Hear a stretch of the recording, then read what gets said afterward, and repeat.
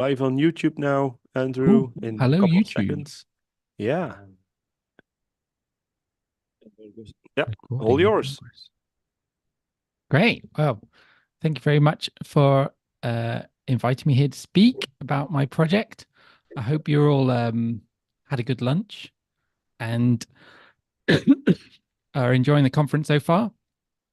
So today I'm going to talk to you about a project I've been working on for almost 2 years now called Ecosystems, and how kind of some of the challenges that I wanted to solve in understanding and exploring open source landscapes and communities. And now I can't change my slide. Oh, there we go. So a little bit about me. My name is Andrew Nesbitt. I'm in the southwest of the UK, out in the countryside. Raining here today, which is the same as every day in England right now. I've been doing open source software development for coming on to 15 years now in different forms, and have been full time in open source for maybe 3 years now, working in areas of developer tooling and uh, ways of being able to understand open source software, the metadata, and kind of community efforts behind that for enabling other people to do more interesting research. I also always like to include my dogs as a little palate cleanser, just to smooth everyone's brains over a little bit. They're at the groomers today, so hopefully there won't be any barking, although one of them will be coming back shortly. Hopefully she won't interrupt. I got from the left Blossom, Felix, Mabel, and Luna. All right, so a little bit of an agenda for the talk. Um, First of all, talk about what ecosystems is. Then we're going to kind of deep dive into a number of different pieces of the project and some interesting implementation details and fun facts and kind of numbers that are involved in the kind of orders of magnitude and scale of open source data that there is out there right now. Then we're going to look at some case studies and examples of ways that people have used the data and the APIs that are available in this project to build interesting research and other tools on top of that. And then end with a bit of a roadmap for the future, because the project is still ongoing and there's lots of interesting potential things that can be added to it, as well as things that can be built on top of it. And then we can close out with questions, and we should have kind of a good 15 minutes for questions, I think. So if you have anything, then either put it in, is it in the Slack, or I guess someone can relay them from the in-person. Potentially, I'm not sure what the setup is like there. So let's start with what is ecosystems, but perhaps a better thing to do is talk about why is ecosystems. Why did I kind of build this project? And then we can look at what it is, if that makes any sense. So when it comes to exploring and understanding how open source software ecosystems and communities function, there's all kinds of interesting approaches you can take and stories that you can extract from looking at the data, because everything is so open. It makes it very easy to go and do research into things like comparing different kinds of communities, being able to see uh, does the R community kind of have any similarities to the Python community, or what kind of differences are there, like from a purely numerical point of view, um, because all of that data is accessible and public. We can actually do some kind of really interesting comparisons and try and find some interesting stories within that, if you can mine that data effectively. You can also, something that I'm very interested in is trying to, how would you say, kind of discover the most interesting or useful projects within an open source community. And that often means trying to compare individual projects to say kind of which one is going to be more effective or which one is in a better state, as well as trying to cluster them together. All of this needs good data to be able to work effectively. If you just use something like GitHub stars, for example, you often only really highlight projects that have a lot of attention, not necessarily projects that have that are critical infrastructure or that are kind of a low level piece that aren't moving particularly quickly, don't have a lot of marketing effort behind them. They're just there as kind of the fundamentals for a community that people build on top of and don't necessarily even notice that those projects are there. So the data often doesn't show up in the very easy to collect metrics about a project. So you have to kind of be able to dive a little bit deeper. You can also look for trends within communities and within the kind of wider open source community to see kind of what is the rate of growth of all of open source, which is kind of crazy right now. The amount of new projects being published every day is becoming mind-blowing. The amount of security vulnerabilities that are being published every week has become almost untenable for lots of reviewers trying to keep on top of the amount of activity that's going on. And trying to find those security issues can be challenging, but also, again, because everything is open, means that we can use that data to effectively kind of power up those researchers to be able to find the most critical things that would otherwise be very difficult to find in a closed system. Another thing that I've been working on recently is with Open Collective to try and recognize funding and kind of areas of open source that are critical but maybe under maintained. This pops up in the news quite regularly of various projects having people burnt out or in a state where they can't sustain the work. So being able to highlight those kinds of things is something that I'm very interested in trying to enable people to do by making that data available in a helpful way.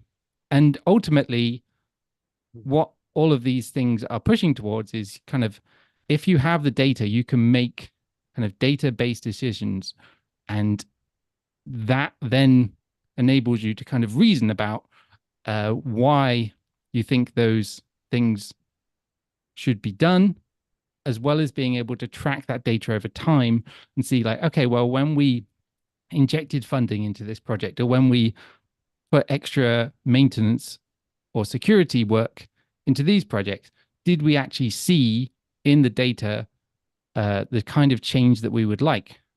Ultimately, we can end up using data to improve open source software, improve all of open source software. And because I forget the exact number, but something like 80% of all software projects use open source in some form or another, means that we're effectively improving all of software. And because everyone uses software right now, that actually means we can improve the whole world just by improving open source software. So there seems like a good thing to do. Then when you actually try to do it, you realize there are quite a few challenges involved in actually collecting this data and being able to kind of collate it and normalize it across all of the disparate forms that it comes in. You might have different package manager registries, all have different kinds of APIs or lack of APIs for extracting data in a efficient way from the package registries. Some package managers have very good systems for kind of keeping up to date. Others require you to kind of rescan the whole thing, which for smaller package managers is quite doable, but for package managers that are enormous can be very intensive. You also have potentially interesting security problems where some package managers actually require you to execute code to extract that data. Python's setup.py, for example, if you're trying to pull dependency data out of those, are kind of Turing complete in a sense and have the potential for someone to have injected something nasty in the process of you just trying to collect data about Python dependencies. There's a varying rate limits and restrictions on different registries and different source code hosts, which can be challenging, as well as just being a lot of data that you're going to need to collect, especially when it comes to looking at personally identifiable information. Suddenly becomes like, oh, I've accidentally collected 1 million people's email addresses. I'm going to have to be kind of cautious around how you go about collecting that, as well as a more recent thing that has begun to show up is spam and malicious packages being published, because most package manager registries are kind of free to use and have no restrictions. Essentially, people have realized, oh, I can just generate packages using a large language model and publish them almost instantly with no restrictions. And you see some days that we had an attack maybe it was last week, 2 weeks ago, where there was something like 50% more packages published in one day than the average day, an absolute explosion of spam that has the potential to overwhelm a lot of the volunteer run services across the various software ecosystems that the whole world depends upon. There's a lot of those things then become a challenge as you collect that data as well, because it can be difficult to know what's spam or what's not or what's malicious up front. And most of the registries don't filter that stuff out. It's just there and treated exactly the same. And one of the biggest things I've noticed, and the part of the reason why I wanted to create this service, was because collecting data for these very large registries, as you step down kind of more and more different software ecosystems and you get down to smaller registries, and each one has a different API, each one has a different data format and a different way of crawling it to be able to fetch that data, you run into diminishing returns for adding support for more and more software ecosystems.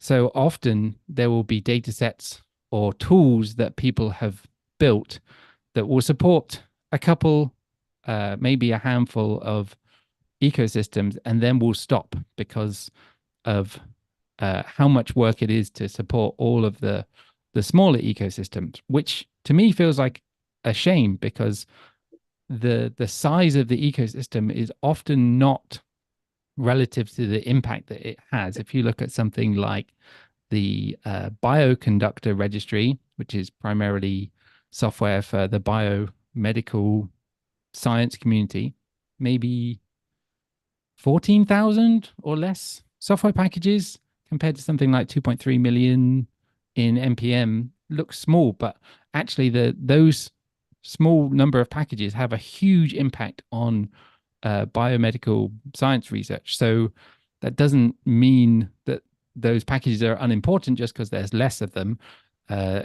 Similarly with R, or even the SPAC package manager registry, very small, but obviously for this community is very impactful. So being able to provide data for all of these different software ecosystems, even the small ones, that is hugely helpful when it comes to a kind of enabling people to build tools that work for all of these communities rather than just the very large or the kind of the most important ones.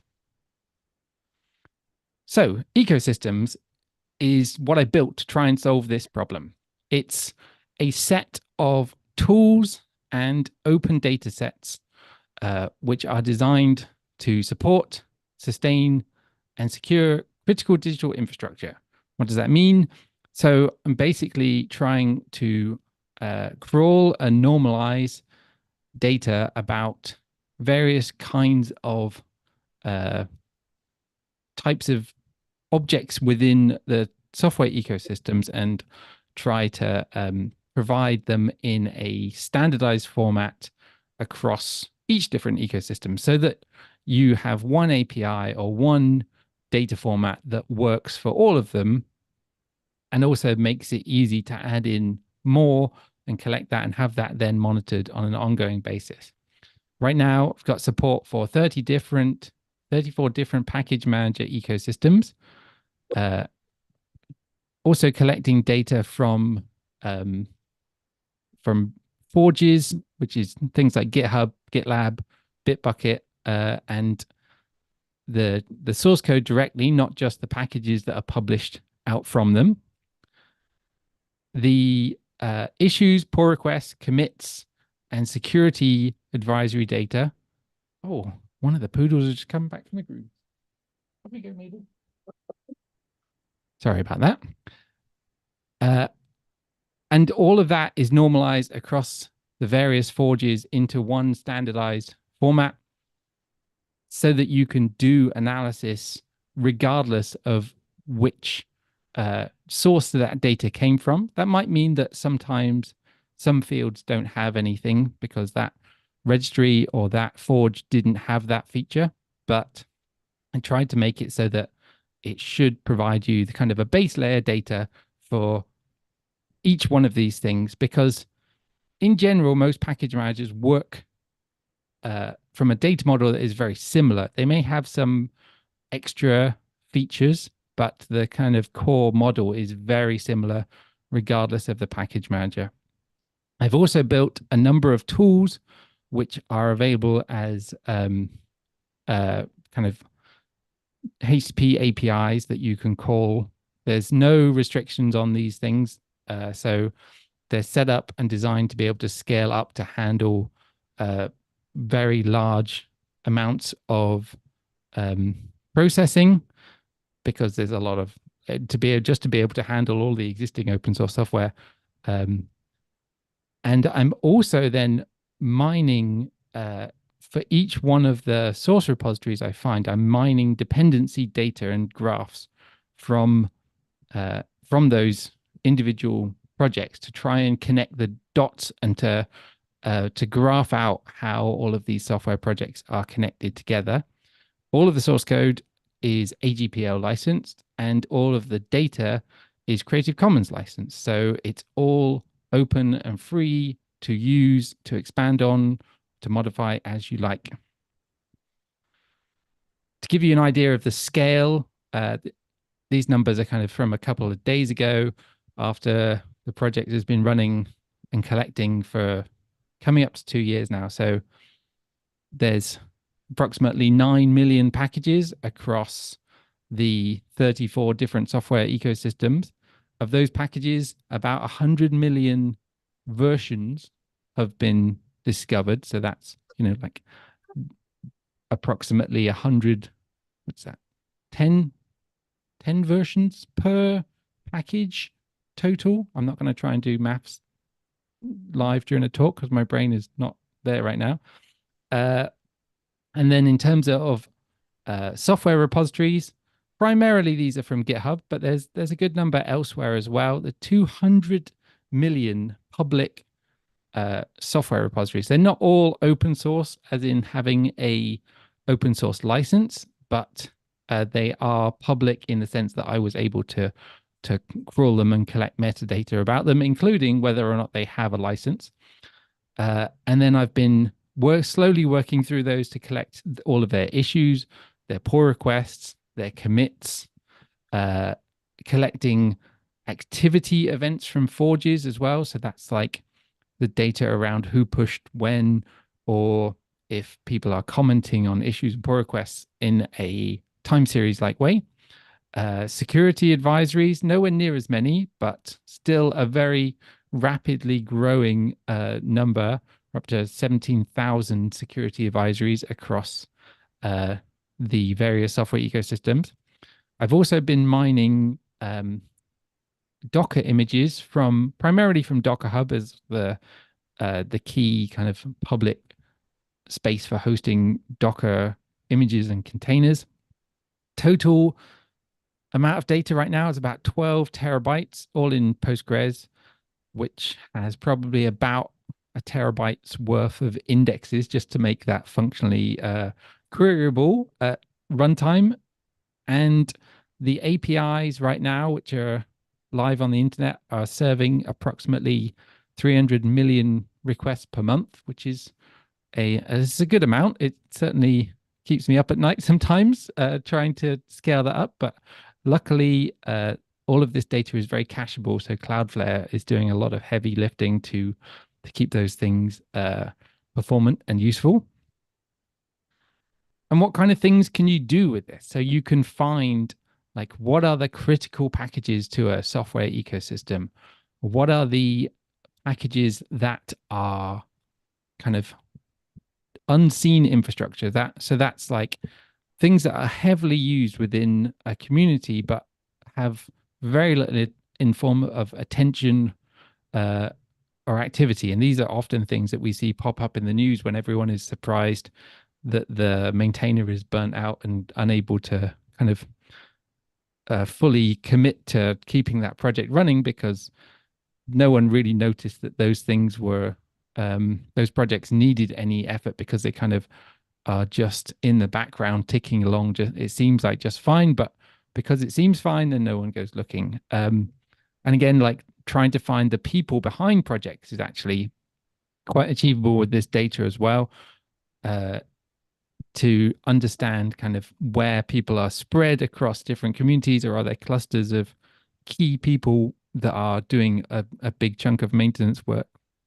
You can also look at dependency graphs across different ecosystems, like where are these things used together, which is a really interesting approach, especially looking at container data. You can see where R packages and Python packages are both installed together to be able to kind of infer where one may be depending on another. Maybe it's only because it was described in a README or because it was encoded in that Docker build, but this data then kind of starts to expose that. And where it gets really interesting is then when you try to connect this data with other kinds of data. And we're going to talk about some of these in a little bit. The being able to connect software dependency graphs to scientific papers where those software packages are mentioned in is a really interesting approach to giving credit to the authors of software that aren't necessarily directly credited in papers or aren't publishing papers themselves.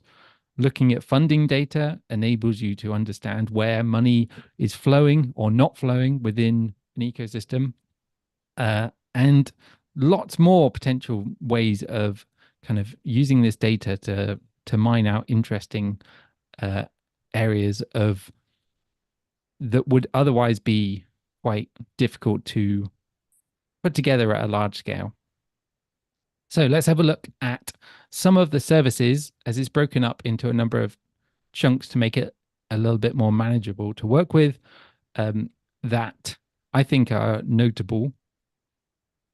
This is the full list of services right now. The names, I hope, are kind of descriptive mostly for what they do.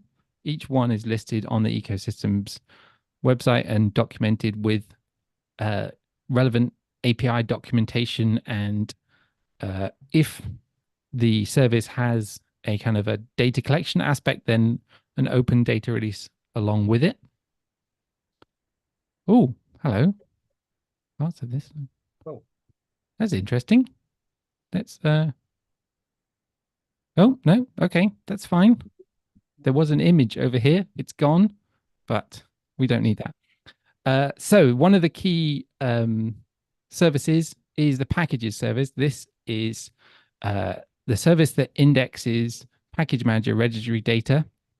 As I said before, supports 34 different software ecosystems right now, which there can be multiple registries for, especially when you start looking at Linux distributions where each release of the distribution will kind of have its own registry, potentially multiple, where you have the core and then extra packages in two separate registries.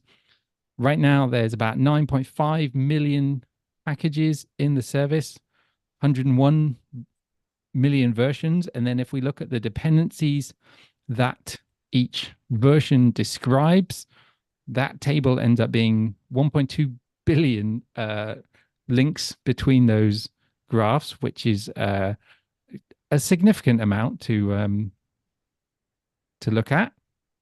And again, all of the website is there along with the API and the code.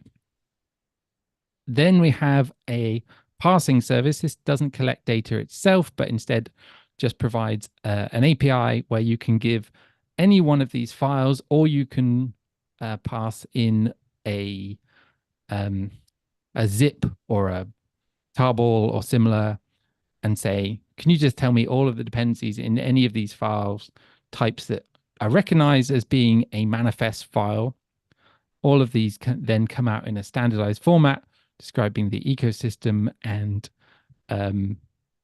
the individual packages, their requirements, and other useful details, very much like an SBOM, although this predates SBOMs being produced, but you can then turn this data into an SBOM fairly easily as well. That service, the parsing service, is then used by this repo service on the right-hand side. There's a kind of a, I hope that's visible where you're sat there, indication of the kind of scale of some of the different kinds of registries and how many source code repositories, public ones, are available. And this is discovering new instances all the time. Anytime that the packages service finds a package that has been published and references source code that says that it's it's hosted somewhere that we haven't recognized before, we will attempt to crawl that and see like, oh, does this look like a GitLab instance? Does this look like a Forjo instance? Oh, sorry, there was some sound then. Was there? No. Okay. Okay, it's okay. And right now there's kind of this is by far the biggest service, 200 million source repositories, nearly 200 million tags published from those, over 200 million individual manifest files detected, and 17 billion dependencies declared across all of these things. And right now, I only keep the kind of the head of each repository's list of dependencies as well. You can imagine that if I tried to keep the history of the dependencies for each one of those repositories, that would be enormous. It's already very enormous. That single table with 17 billion dependencies is a real head scratcher when you try to query it in certain ways. It turns out that just having that table that big in Postgres is an interesting challenge to get data out of that potentially without at least trying to do it on a budget. Then we have the security advisories service, a lot smaller data, but potentially quite impactful. So this collects security advisories primarily right now from the GitHub advisory database, but has the ability to add in more advisory sources of advisories in the future. And not only does it then connect the dots between those advisories and the packages that say, like each advisory would say, I apply to these packages, it then works out which versions for each one of those packages are affected by those advisories, which then can be expanded to say, okay, well, we know that this package, which is has this security vulnerability, is depended upon by these 14,000 other packages or these 100,000 other open source repositories, and allows you to do essentially a reverse lookup for an advisory to say, okay, well, which open source projects are affected by this advisory? So you can dive down and explore from a very different view what all of the open source projects that potentially are affected. I say potentially because a lot of security advisories are very kind of open-ended and broad. Doesn't necessarily mean that everyone who depends on this thing is affected by that particular security advisory, but it does give you a very interesting roadmap to go and look for potential areas to that could be kind of very wary in terms of security. Because all of this is open, it just allows you to go and delve and find interesting things. The issue service is aggregating issues, pull requests. They're called something else in GitLab, but I kind of normalized that out as well. And interesting fact here, 26% of all the issues and pull requests, primarily pull requests, are created by bots at this point. So bots are humongous within the amount of content that's being generated in terms of pull requests and contributions right now. As you can see on the right, we have a few very large open source projects here that have been these are the top, like, most issues and pull requests within that I have indexed so far, that kind of throw away some of the spam things that have generated ridiculous numbers of issues and pull requests that don't actually have any real usage within communities.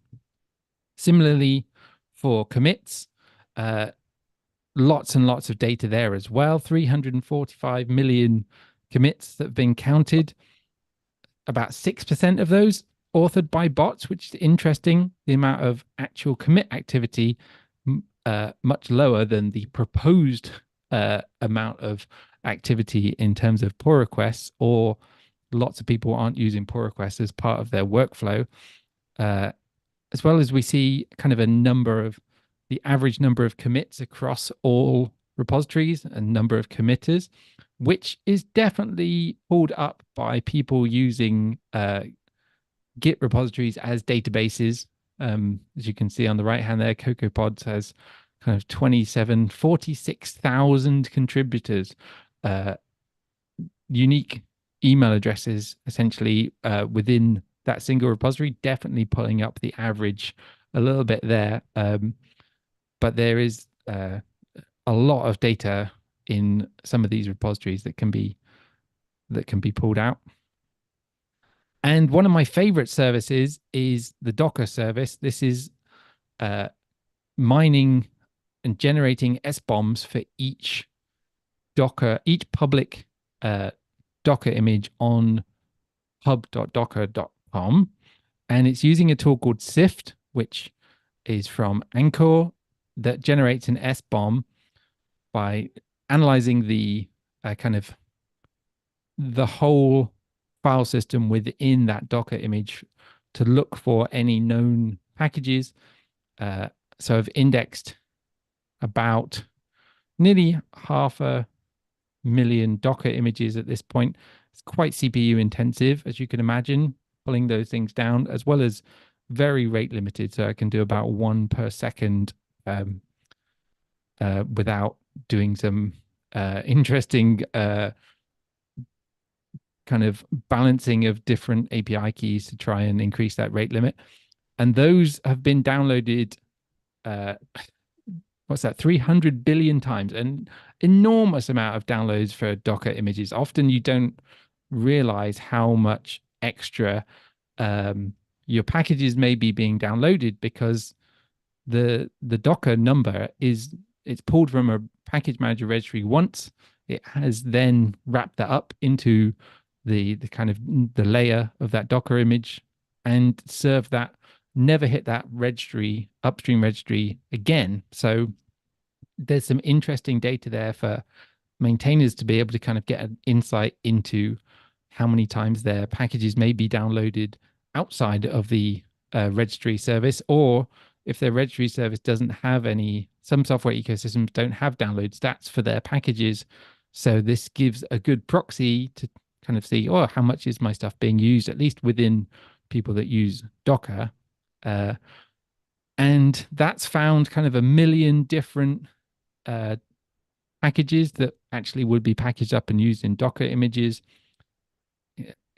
exploding that out to about 130 million individual links between Docker images and packages on package managers. And this one is extra interesting because it highlights system dependencies, which is often don't have, because Linux and system package managers are often very disparate in the registries. They're spread around. They don't have a lot of download stats tracking that is public, or that is kind of often Linux registries are opt-in for tracking of download stats rather than opt-out as, or not opt-out as most language package managers are.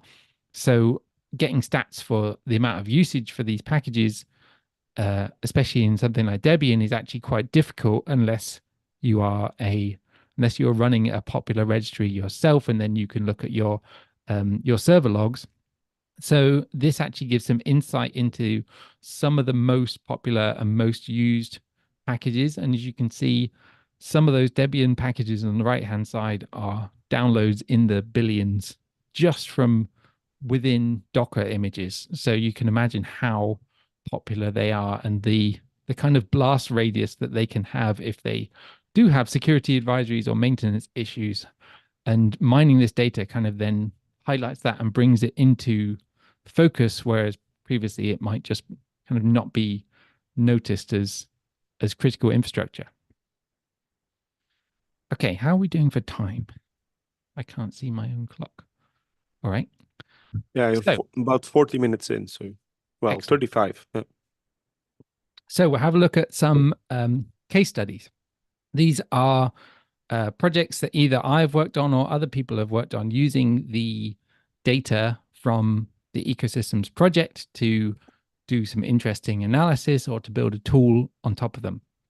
The first one is mapping of software mentions within biomedical science papers, and then following those mentions down into the full dependency tree. So what we did here, this was a hackathon organized by the Chan Zuckerberg Institute. They provided a data set where they'd mined the software mentions from all papers published in the biomedical space. And we then took the names of those packages and we knew what ecosystem they came from. And we were able to resolve each dependency tree using the ecosystem's data for each one of those package managers. We use the same code because it works basically the same. And there's some edge cases there, as I'm sure you're aware of, dependency resolving being different in different ecosystems. But we normalized it for the hackathon to try and get some effective things. And this worked really well. We're trying to highlight what are the uncredited pieces of software that are transitively or indirectly depended upon by the research software that was built to enable those papers. And there's a very cool visualization there. It's a little bit low resolution in this presentation, but you can see the clusters of certain pieces of software kind of dragging different extra pieces in. And I've got a link there. There'll be links in the slides shared afterwards as well, if you want to go check out the paper that was published a couple of weeks ago about this. Another interesting bit of research that Josh Bressers did from Anchor, the makers of CEST, was trying to kind of understand the scale, the magnitude of some of the software in these various ecosystems. And the graph on the right there looks like there just isn't anything in there, especially as you're sat in the room there, kind of will be difficult to see. But if we zoom in a little bit, this is actually the average number of, well, not average, but the number of maintainers for various packages. And it's basically just always one across most open source packages. 86% of critical, which is packages that are kind of within the top 1% of most used packages, only have one maintainer declared, which, as you can imagine, is kind of harrowing as someone who does kind of looking at security research and sustainability of open source is potentially a big problem. And this data was then used to scare the pants off of a number of people at another presentation, as I linked in the previous slides. Definitely a good one to go and check out. Interesting bit of research that I did was to try and find within all of the packages that are published, which ones have some kind of metadata describing how you can fund those packages. So that might be donations or other services that are declared as a way of paying for support for those packages. Approximately 3% of all packages have some form of metadata about funding. And approximately, if we break that down to kind of the critical top 1% of packages, you're looking at 14%, which is okay, but is really still quite disappointing when there has been quite a few years of efforts to try and kind of recognize and fund these critical software packages that everyone depends upon. So being able to highlight like the state of this, as well as kind of be able to see various projects, like, oh, what places can they be funded on, is very interesting. Have a couple of breakdowns here, and it's interesting to look at the amount of or the percentage of packages that have been funded across different communities. Rust is doing very well in terms of kind of, well, I say very well, still only 8%, but compared to something like the Go ecosystem, where only, what's that, less than 1.5% of Go packages have some kind of funding metadata about how to support them. GitHub Actions being the number one, primarily because most of those people that are embedded in the GitHub ecosystem are also on GitHub sponsors. And if we look at the different platforms that are used within these funding things, again, GitHub sponsors being massive, Open Collective supporting a lot of projects, and it breaks down from there to get down to some pretty small numbers for different platforms. And then you notice that Syndra is in there as a single person, has 1,900 different open source packages that he's published, and comes in within the top, is that top 12? He is in the top 10 platforms in terms of supporting open source projects as a single person, which is a lovely little statistic there. And following on from this, I have been working with Open Collective to try and help them correlate their funding data, because Open Collective's data is all public as well, that each individual transaction, whether it be an expense or a donation to the project, is public. So we can actually look for correlations between when money is given or when money is spent on a project to see, does that move the needle in terms of other activity on those open source projects? Because we can potentially make the case that when you're funding projects, we see an increase in return on investment. If you can make a good case for a return on investment of open source projects, then hopefully people who realize, oh, I'd like a positive return on my investment, will put more money into funding these projects. Eventually, what I'd like to get to is the ability to upload an SBOM from your application, your or your corporate project that says, here's my dependencies, and that then will go, here is all of the open collective projects and the ways to fund them, or some big button that just says donate to all of these and let open collective sort that out. And that's using the ecosystems data and the open collective GraphQL API. There's some dashboards of the kind of work in progress for that. I'm aware we're running low on time, so I'll speed up a little bit.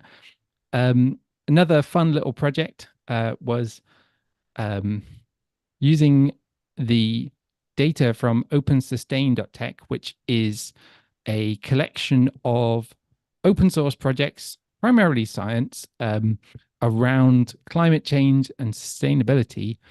We then extracted, here are all the open source projects, here are all the issues that have been opened and labeled as good first issue or help wanted, and actually then pulled that data out and made a nice little website that encouraged you to go and contribute to projects if you're interested in climate change, and then allow you to filter down by language so that you can be like, oh, well, I'm a Rubyist.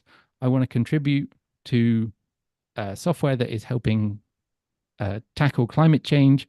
What are issues that are actively asking for my help? So that's a fun little website. Check that out, climatetriage.com. Again, all open source, and a nice, fun little project I did over Christmas this year. Okay, roadmap. So those are some of the kind of the things that are already there, already working. What things would I like to see added in the future?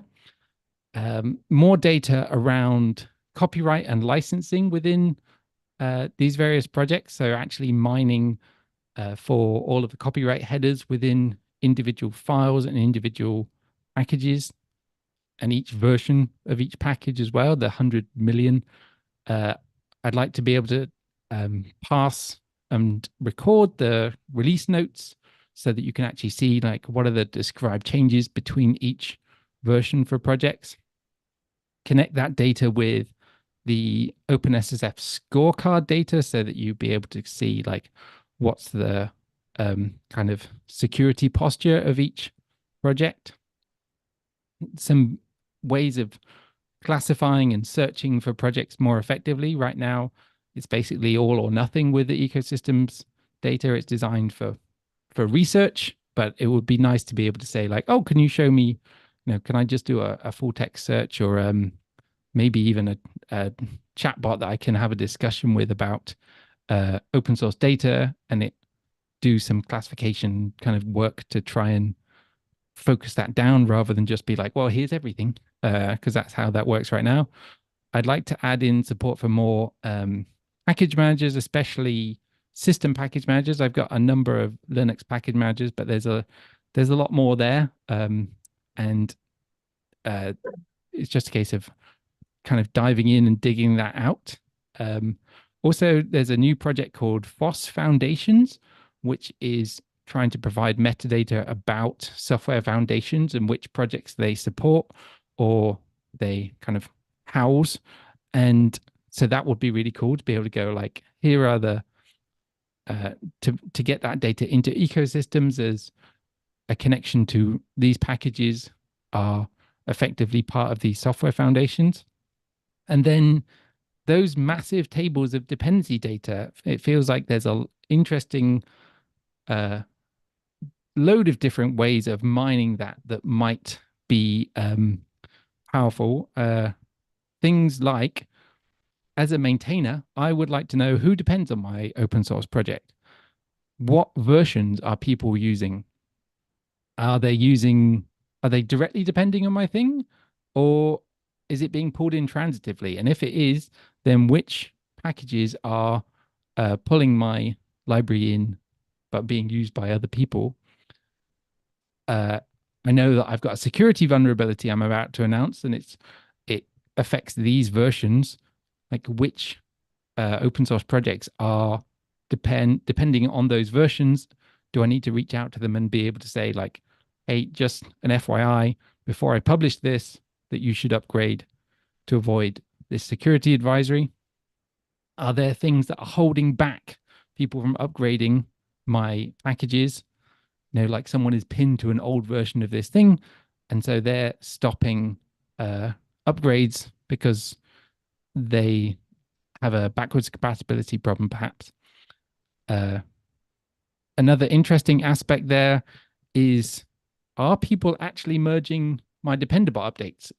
There are lots and lots of activity from bots, but it's actually, as a maintainer, very hard to know what's happening with those unless someone proactively comes and tells me. Then GitHub doesn't provide any information or statistics about how Dependabot is doing. You know, like, do 50% of people's upgrades of my package get merged? Is it 20%? I have no idea, but I feel like we have the data to be able to kind of start to answer those questions. And also, like, if I'm going to make a breaking change, how many people is that going to break? It would be really good to be able to answer those questions and then I can make better decisions as a maintainer, so that I can avoid painful fixes after the fact and be a bit more proactive. And I've actually started to put these things together. There's nothing online yet. The source code is there, though, in trying to break down some of these things. Very work in progress, but if you're interested, then do jump into that repo and open an issue, or contact me, because this is something that I'm very interested in working on more. Yeah, so the project is very open to collaboration. Everything is open and done in kind of managed through GitHub issues. So if you would like to get involved, or you would like to propose something that you think I should add or fix or build, then yeah, let me know. So have we got any time left for questions? A couple minutes. Yeah, we can definitely handle some questions. Thank you very much, Andrew. Thank you. That was really fun. So what's the best thing to do? Do we have any questions here in the room? Do we have any questions online? Yep.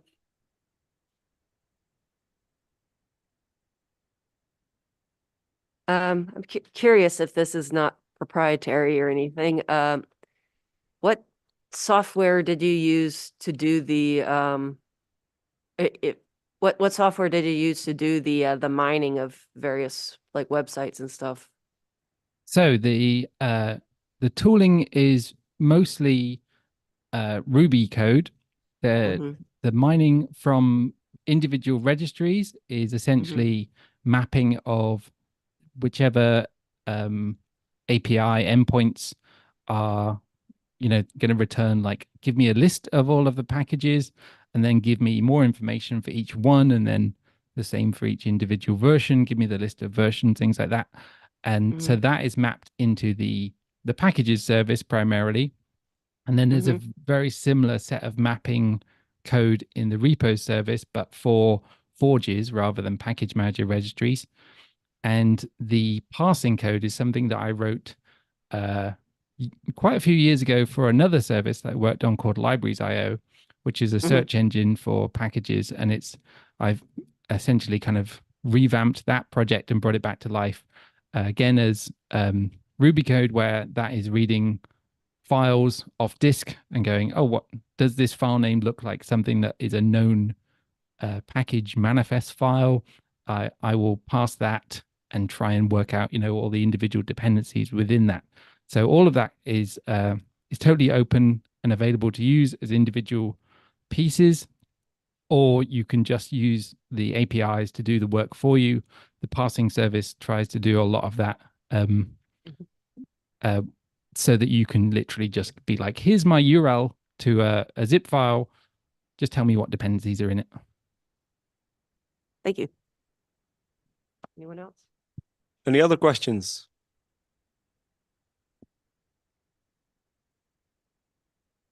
Would you like to see a freshly groomed poodle? Maybe oh yeah, let's see the poodle. She's right here. Here we All go. right. Oh, This is Mabel. She literally just came back from the groomers a couple of minutes ago. I see a question in the Zoom chat as well. Can we query the system for license info? Yeah, each record that has license information about it does have licensing fields. Right now, it will just be the kind of the name of the SPDX license. In future, I would like to be able to get more detailed copyright information on a per file basis, but that is a couple of months off being completed, and then probably a couple more months of data collection to actually have the full answer for that. all right. And I have a question as well. You've looked at all these package registries, all these things. What would you say is the one that you're most happy with in terms of data you can get out of it, in terms of maybe best practices of how these kind of things could be run? So I would say Cargo, the Rust package manager registry, is very good. They follow most of the best practices and make that data all available both in the APIs from the Cargo website, but also they have kind of a copy within a repository on GitHub. They also have the very nice manifest file formats and lock file formats that give you all the information you could want, which is kind of like, I would say that was the gold standard, if you will, of manifest of package manager setups right now. It's not perfect. It does have some issues, but they are minor compared to trying to collect data from some of the other package managers. Do you dare give an example of like the bad kid on the block? Or CRAN, the R package manager, requires crawling and parsing HTML to get the data from it. The Closure package manager has some API endpoints that return closure maps, which require you to pass them with Closure. So I have to run a little service purely for that. And I think a lot of it's interesting to watch the progression of package managers as they become larger, where something worked in the small and was effective, especially when it comes to dependency resolution, that they didn't need to make something easy to get that data out of, kind of like, oh, well, we can do dependency resolution over HTTP. Like literally, I download a package, I'll open it up, I'll see what dependencies it says it needs, and then I'll go fetch more data or I'll go download another package. But as soon as you get to a point where you're like, I'm going to do that 100 times, then suddenly it's incredibly slow and you need an index that can be effectively parsed as you do dependency resolution. Those indexes are very useful for mining the data from those registries. So when they get to the point of being able to build those things, then you're like, oh, great. Like this is suddenly much, much easier for researchers to pull data out as well. Then you get to eventually the biggest kind of Python has all their data in BigQuery as well, because they've reached a certain size where it's like to effectively, for them to query some of that data, having it in BigQuery is a very useful thing to do. The only problem with BigQuery is you pay as a querier rather than as the person who puts it in, as opposed to HTTP requests, which are usually free. What about PyPy? I mean, you mentioned PyPy in terms of BigQuery, but is that something that's really in between, let's say, Cargo and CRAN, or? It's been PyPy has been getting a lot better quite rapidly over the past couple of years. It still has some issues. There are some very old clunky APIs that are hidden away. To be able to get, say, maintainer data from PyPI is very painful compared to getting the most of the package manager metadata isn't too bad. Older packages, they also have kind of problems with packages that haven't been updated recently, don't have the dependency data encoded into the APIs. Instead, you have to go and pass the setup.py files to work out where those, what the dependencies are for those things, which is a pretty painful exercise. But nowadays, when packages are published, they end up encoding using that new format I forget the name of, that has kind of become a lot easier to work with. So for stuff that's been published recently, you can essentially query PyPI via the API what the dependencies are. Yes. Yeah. Okay. Oh, I wasn't aware of that. Okay, that's very good. Yeah. All right. Any other questions for Andrew? Yeah, and I think when I speak for everyone when I say this is clearly going to be a very valuable resource, not only for tools like EasyBuild, who could definitely leverage that and do all kinds of things with it, but certainly for the broader open source ecosystem. So yeah, thank you very much for all your efforts. And I think this is a great resource that's going to make a huge impact. Yeah. Yeah, I hope it does, because I think open source is a incredibly valuable resource to society at large, but also just in the small. If software gets better, then my work becomes easier because I can build on top of that software as well as a software developer. All right. If there's no further questions, we can wrap it up here, I think. Thank you very much, Andrew. Thank you. Have a great day, everyone. How do we? I'm going to stop the recording.